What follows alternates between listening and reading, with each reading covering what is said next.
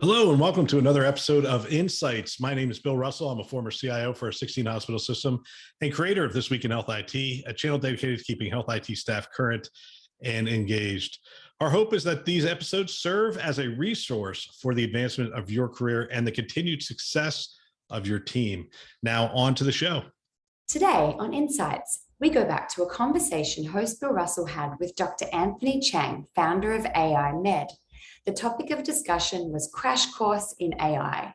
In Dr. Chang's 40-year career as a pediatric cardiologist, there were a lot of data science controversies that had not been resolved.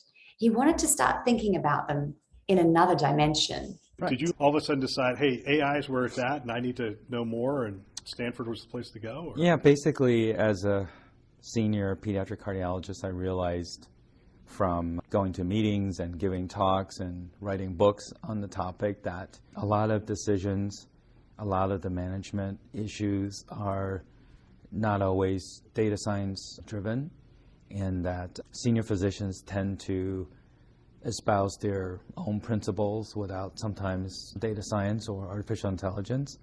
And a lot of the controversies in my 40 years have not been resolved. So I wanted to resolve them and think about another dimension. As Einstein says, insanity is doing the same things over and over and expect a different result. And I feel like we have these debates at various meetings year in, year out, but no one ever resolved them. And I felt like, well, maybe I should think about this differently and from a data scientist perspective. As we start to talk about artificial intelligence, when we really start to bend the paper for people, they almost get nervous because things are going to significantly change. And we'll talk about the different levels of artificial intelligence and where we're really at and the hype curve and those kind of things. But once it gets through the hype curve and the trough, and what we're looking at out there is pretty fantastic in terms of precision medicine, in terms of robotics, in terms of... It's overwhelming in terms of what the dividends can be. And I know you have a lot of CIOs in the audience, and I think 10 years from now, we'll be talking about chief intelligence officers in different healthcare organizations and not only chief information officers, or that job will be just transformed into someone that understands the intelligence as well as the data. So if I'm a healthcare leader and I don't know where to go with this, I give you a call, you'll come in and work with us. I mean, you offer a service for healthcare leaders. You're going to bring me and our listeners up to speed. So here we go. A crash course. Crash course on AI. I'm going to know everything I need to know. Actually, I looked at the materials on your website. There's no way to know everything there is to know. I see that there's subspecialties and people are really focusing in on cognitive, general intelligence. It's no different than a doctor being a subspecialist, basically. So yeah, so we'll see what we can do. So here's what we're going to do. I'm going to play the healthcare executive, and the framework's going to be three things. One is primer on why AI, what it is, what its potential is. The second area we're going to look at is where should I be thinking about it and where is it in use today? And then the third is how do I get started and how do I stay relevant in this space? So let's start at the beginning. What's the promise of AI? Why are you so excited about it? Why are you looking at it? Well, I think after 4 years of education, I realized that it's kind of like wearing a different lens and looking at the world.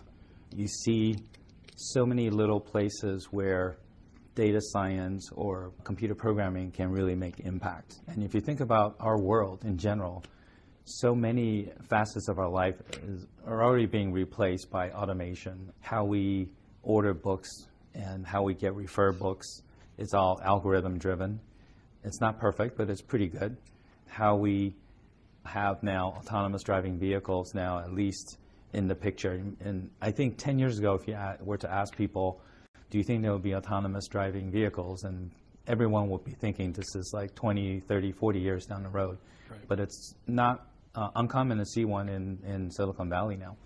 And I think there's so many aspects. And then it was February 14th, 2011, Valentine's Day, so it's a special day for cardiologists, that the human contestants were beaten soundly by the supercomputer Watson from IBM. And that was the night that I downloaded the application for the data science and AI program at Stanford. I realized that this time AI is here and it's probably going to be here for a long time. Those stories just continue. I mean, one of the things you shared was I think I have a picture of this. Yeah. So, Yeah. and I'll put this up on the screen. So, how a robot passed China's Yeah. medical licensing exam. Yeah. So it's obviously a robot with what we call natural language processing capability and understanding. So NLP that you hear about a lot is natural language processing, or how a computer can understand the human spoken language or written language. And then NLU, which is even more important, is understanding. So obviously, just like Watson on the show Jeopardy, this Chinese robot is able to understand the context and the content of the questions in a medical exam and pass. But still not ready for, we're not going to put that robot into a clinic and have people go see it just yet? No, I think one of the misconceptions is that AI is all about the robot. And it's not helping that the public media is often having pictures of robots and then having AI headline. Right. And what I say, and my intellectual partner, Spiro Mooses, and I kind of made it up together, is that AI is about making the visible invisible.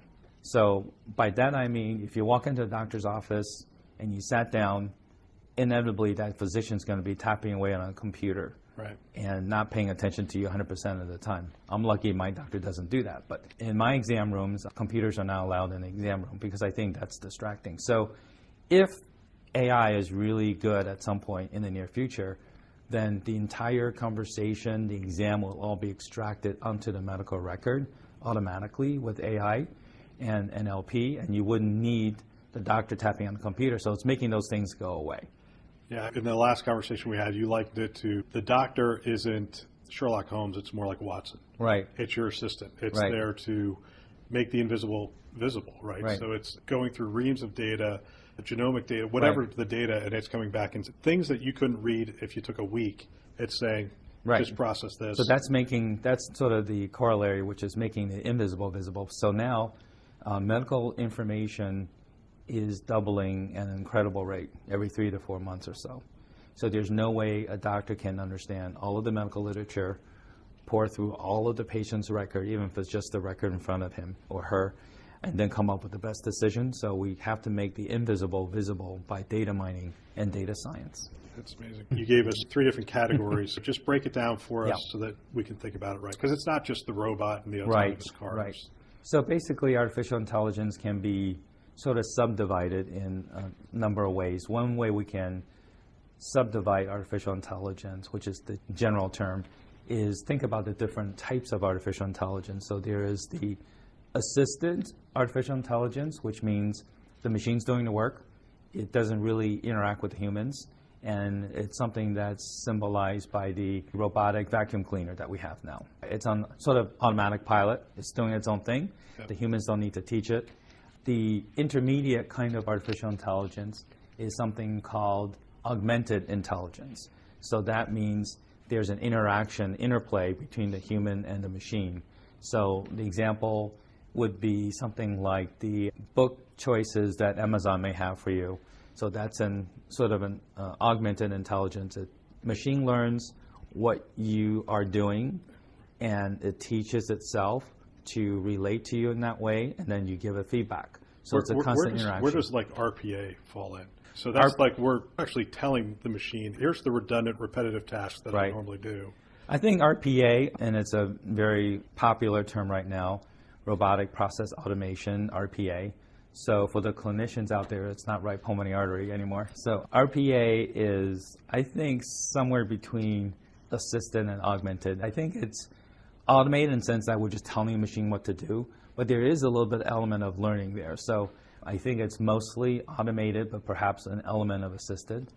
And then the third category sort of is the autonomous intelligence category, and that's symbolized by the autonomous driving vehicle.